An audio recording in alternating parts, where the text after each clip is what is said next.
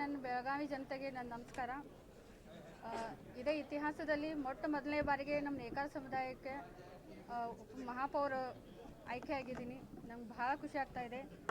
ಮೊದಲನೇದಾಗಿ ನಮ್ಮ ದಕ್ಷಿಣ ಮತಕ್ಷೇತ್ರದಂಥ ನಮ್ಮ ಶಾಸಕರು ಅಭಯ್ ಪಟೇಲ್ ಸರ್ ಅವರಿಗೆ ನಾನು ಮೊದಲನೇದಾಗಿ ಅವ್ರಿಗೆ ಧನ್ಯವಾದ ಹೇಳಕ್ಕೆ ಇಷ್ಟಪಡ್ತೀನಿ. ನೇಕಾರ ಸಮುದಾಯಕ್ಕೆ ಮೇಯರ್ ಸ್ಥಾನ ಕೊಡ್ತೀನಿ ಅಂತ ಹೇಳಿದರು, ಅದೇ ಮಾತಿನಂತೆ ಅವ್ರು ನಡ್ಕೊಂಡಿದ್ದಾರೆ. ಮತ್ತೊಮ್ಮೆ ನಾನು ಅವರಿಗೆ ಧನ್ಯವಾದನ ಹೇಳಕ್ಕೆ ಇಷ್ಟಪಡ್ತೀನಿ.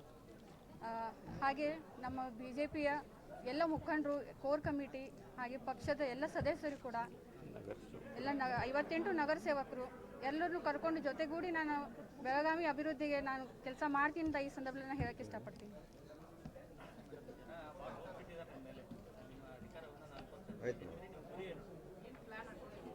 ನಾನು ಬೆಳಗಾವಿಯನ್ನು ಸ್ವಚ್ಛ ನಗರನಾಗಿ ಮಾಡಬೇಕು ಅನ್ನೋದು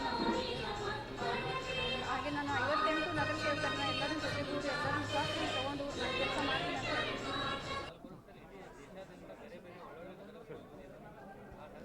ನಾವು ಸ್ಟಡಿ ಟೂರ್ ಅಂತ ಹೋಗಿದ್ದೀವಿ.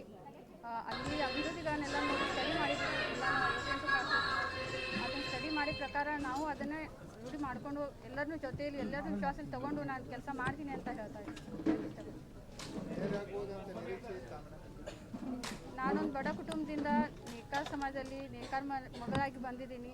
ನಾನು ಮೊದಲೇ ನಮ್ಮ ಶಾಸಕರಿಗೆ ಹಾಗೆ ಉತ್ತರ ಶಾಸಕರಾದಂಥ ಬೆಂಕಿ ಸರ್ ಅವ್ರಿಗೂ ಕೂಡ ಅವ್ರಿಗೆಲ್ಲರಿಗೂ ನಾನು ಧನ್ಯವಾದ ಹೇಳಕ್ಕೆ ಇಷ್ಟಪಡ್ತೀನಿ. ನನ್ನ ಬಡ ಕುಟುಂಬದಿಂದ ನೇಕಾರ ಮಗಳಾಗಿ ನಾನು ಕರ್ಕೊಂಡು ಬಂದಿದ್ದಾರೆ. ಅವರೆಲ್ಲರಿಗೂ ನಾನು ಮನಪೂರ್ವಕರಿಗೆ ಧನ್ಯವಾದ.